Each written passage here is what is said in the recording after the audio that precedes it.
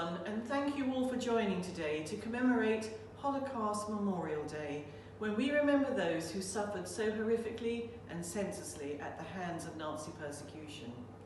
Once again, we're unable to meet together in person, but we come together separately to remember and honour the millions of people who were murdered in the Holocaust and in subsequent acts of genocide in Cambodia, Rwanda, Bosnia, Darfur, and elsewhere across the globe. The theme of this year's Holocaust Memorial Day is One Day. Survivors of the Holocaust and of genocide often talk about the one day when everything changed. I think we can all relate to that on some level, particularly over the past couple of years, when within a day our lives have changed so dramatically and instantly.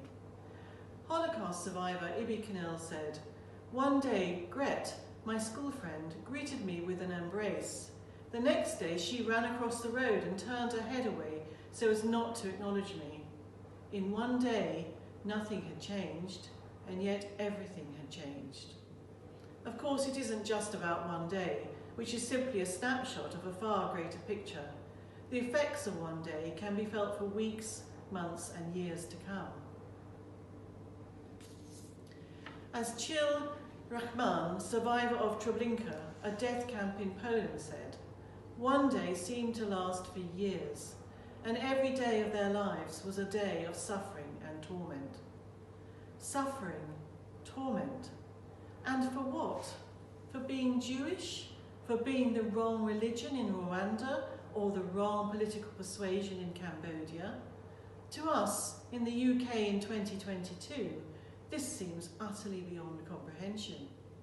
And yet, as we bear witness to the atrocities taking place in Afghanistan, persecutions like these are still happening in the world today.